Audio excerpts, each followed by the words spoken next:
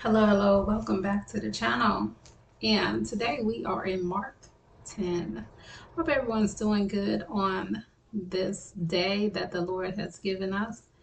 And hopefully everyone is walking in the blessing. So let's begin with Mark 10.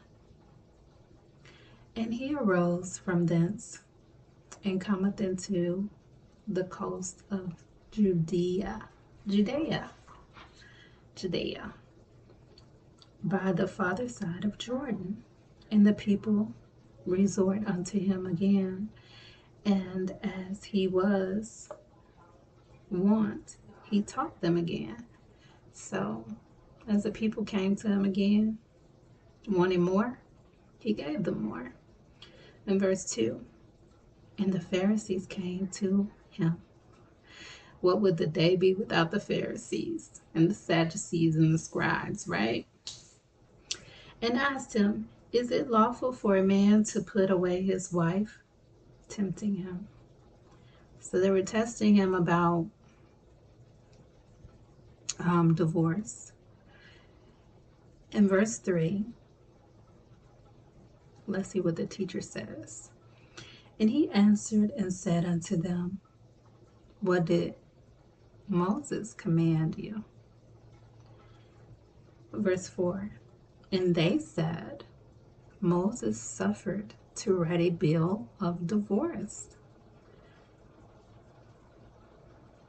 Well, divorcement, that's the word it says. And to put her away. So when it say that, so what was it common for? Was the man putting the woman away usually and not the woman wanting the divorce? Because it says Moses suffered to write a bill of divorcement and to put her away. Verse 5, and Jesus answered and said unto them, for the hardness of your heart he wrote you this precept. So he gave this to them because they wanted to put away their wives. They wanted to separate from them. And so Moses said, okay, we're going to put it in writing.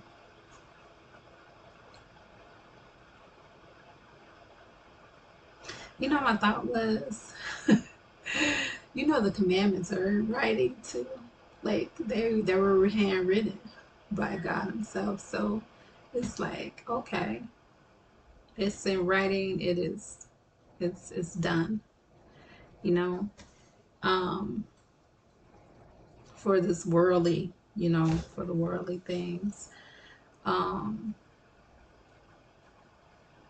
don't think I should say it like that, but because I think I'm thinking too much, so let me stop. But from the beginning of creation, God made them male and female. So he's telling them because of your heart, how you feel in your heart towards your wife.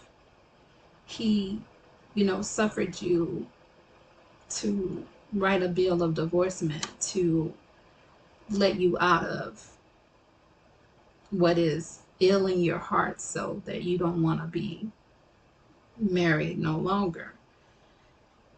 But God knows what Moses commanded. And he also points out how they feel in their heart. But he says in verse 6, but from the beginning of the creation, God made them male and female. For this cause shall a man leave his father and mother and cleave to his wife. And then, so Genesis 2:24.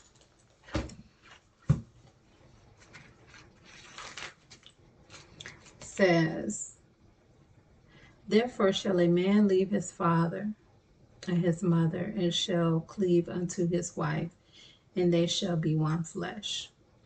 I always thought about, this, because so does the children stay with it? What is it? Was it common or traditional for the children to stay with um their parents even in adulthood until they marry? Because it's saying, for this reason a man um leave his father and his mother and cleave unto his wife, and they shall be one flesh. So they become in one union.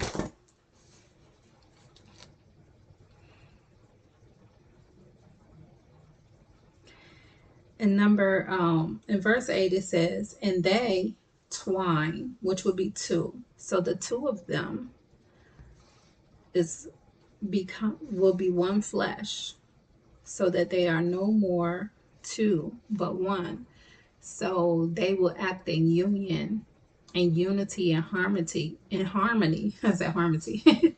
In harmony together as one unity, one accord, one likeness. This bond of marriage. And this what he said, this is from the beginning. What therefore God have joined together, let no man put asunder. So what God has joined, not what man has joined, but what God has joined together, let no man separate. So there's a lot of things that go through my head, and a lot of things, it's like the pros and the cons of marriage, and one thing that I think of, as a con of not being married is when Adam was alone on the earth, he needed a companion, not an animal or anything like that, one like him, like he was made, one like him, in the same likeness of God, that he was made. He needed someone like that, equal to, because you equal to, that would be in the same likeness. And therefore, a rib was taken from the man as God put Adam into a deep sleep and took his rib and put into the woman to even show more abundance of a man and a woman togetherness in marriage, that rib, like the woman, that side of the rib, this his side rib, his person that stands by his side, his rib, his strong and his torso, like it's so amazing. How much deepness that has of the importance of a man and a woman by his side, And honestly, I had written some stuff down, but I don't even think I need to even go into, a lot of it. I do want to touch on,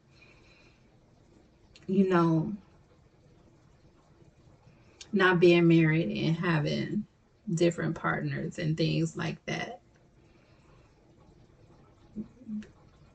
because it's not the way that it was designed to be, as he said in the beginning, then it seems as though sin come into play, and you become plagued, with the different, um different women, different men. There's plenty beautiful women in the world, you know, and there's plenty of handsome men, but when your partner is your partner, what God has put together, let no man, you know, separate that. And adore your your strong woman, because a woman is strong, because look at the symbol of it.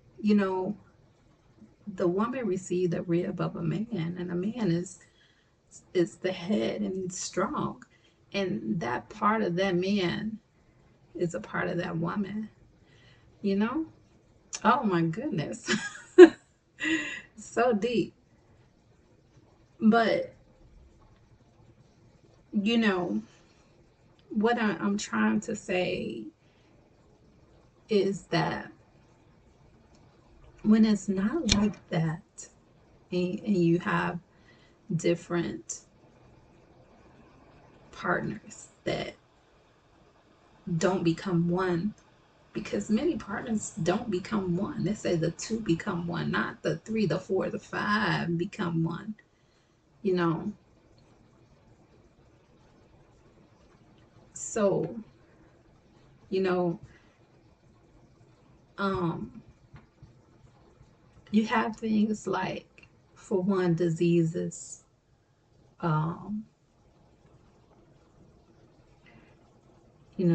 a blessing to be married is not a curse to be diseased. If you what I'm saying.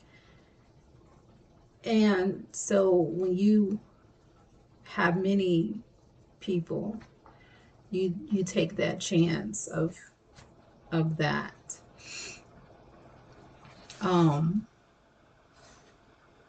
and a marriage is a covenant between, man, woman, and God. And so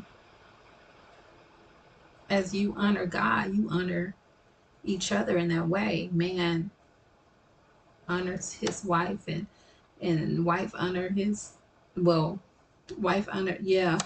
I might, probably not in that order, but you know what I'm trying to say. Honor each other, because God is watching, you know. And so if you defile your marriage, God sees that, and it's like you're breaking the covenant of your vows that was witnessed before many of people, that the ones the witnesses that are at your matrimony, and him above who sees, you know um so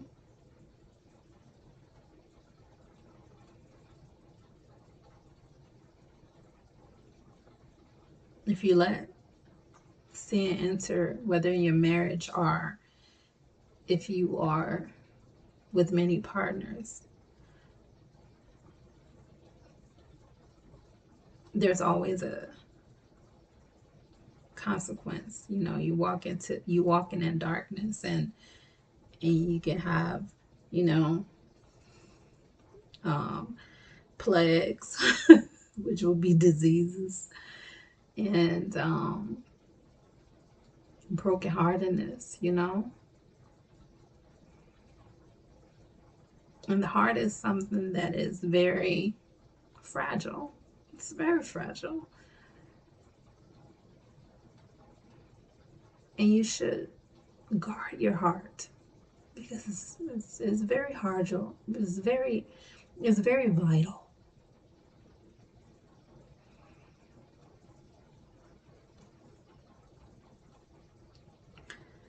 Um, but everyone has a choice. And so what benefits you when you take a look at your life, Is it better to be alone if you don't want to be married? Because if you're not married, then if you having desires that you can't control, are you with many? And if you're with many, you take a chance of plagues and curses because these are things that are not good. They're bad. That can happen.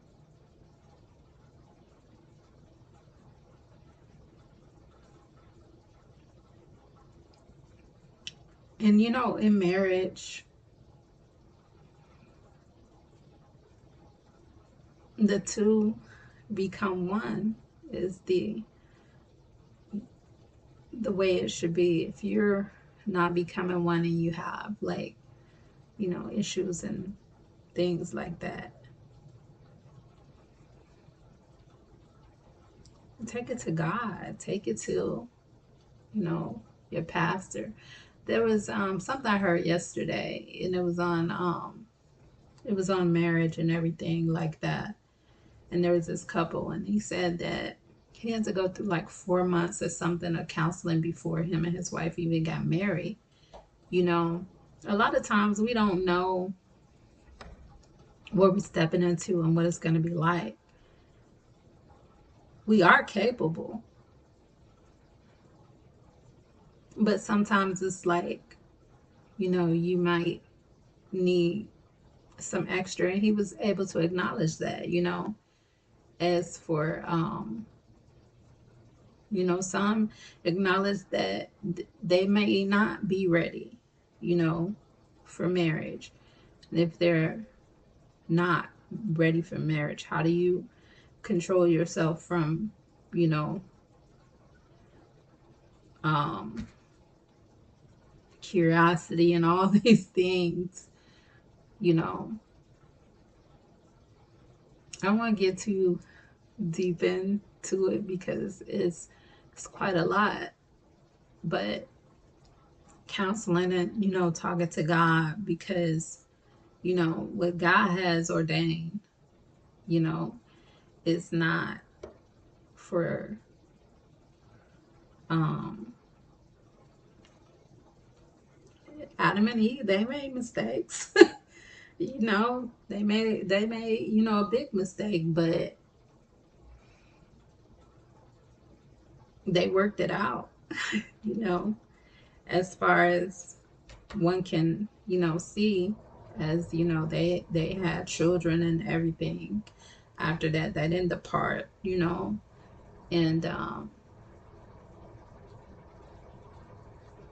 so in life you have to work at everything. Is not something that is is not gonna challenge you. At some point you got to work through it, and it is called overcoming those things of the world. you know we have a lot of worldly challenges, and we have to overcome. Think wisely and always seek counsel from God, you know in the situations and things that you may think that you can't bear, or you know troubles ahead. you know so that you can get through. Overcome is the ideal. Overcome these things and not to be burdened with sin. Sin is a burden, you know, and there's troubles and curses and plagues and punishment. And so again, you know, if one take a look at their life and say, you know, I have this boyfriend or this baby daddy or this baby mama and things like that, you know, is your life, is it good? You know, could you try it a different way? Can you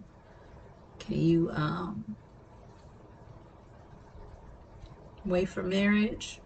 You know, in this life, if you did it alone, it would be hard. You know, even if you look at Jesus in this life, he had 12 disciples and he had three, you know, that were with him a lot. You know, he had support through his time on earth. And, you know, a husband is a good support, should be a good support. A wife should be a good support for her husband, you know. A mother, support for children, you know. And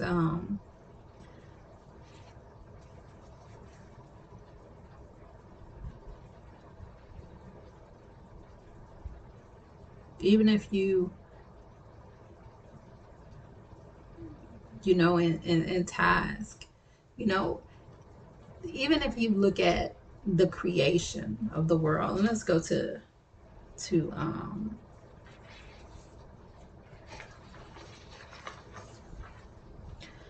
First John. I mean, not First John, but John. In the beginning was the Word, and the Word was with God, and the Word was God. The same was in the beginning with God. All things were made by him, and without him was not anything made that was made. And I say this to say that you need help to not to think you can do it alone.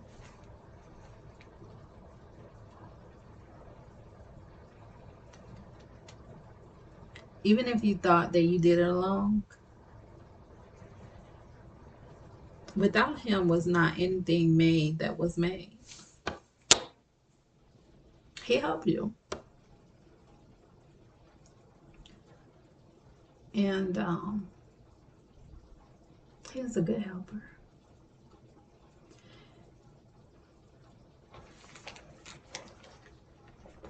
So back to Mark. I got on my spot. I think I just, you know, kind of way too long on that subject. But how's things working out with not being married? If you think, you know, if one can not be married and not, you know, give in to temptation,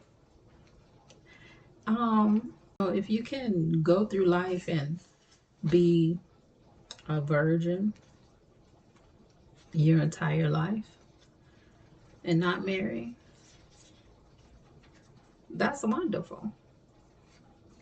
I think that, you know, my personal thing is it's better to be a virgin than to go out and be with this person, that person, this person, that person, than not to marry. Because when you be with this person, that person, and stuff like that, you know, seriously, you know what's out there and you take chances. And how they say, you live your life right. Anything could, you know, come about your way. And let's talk about satisfaction. satisfaction. So if you're with this person, that whatever, you're not satisfied because you have many partners. So who is satisfying you if you have many partners? You know, it's like many cars. If someone have many cars for no particular reason at all, they're like, oh, I liked it, but are you really satisfied? And you keep buying more. Are you really satisfied? What satisfies you? And if you're not, you know, living your life right, can you really be satisfied? You know, that's when, you know, things become scary when you're not satisfied because you could, you know, you dip off to this and that and that and that. And how deep of a hole do you want to enter into because you're not satisfied? And many people talk about these type of things, you know, especially some with money, and they talk about, you know, the things they buy and how unsatisfied they are. Where will their satisfaction come from? You know? So I think I'm gonna end right there. And we will pick up again on another day, and continue to study and read, and continue to be encouraged.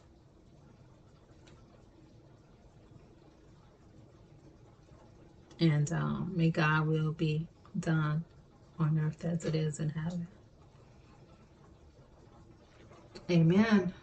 Until next time.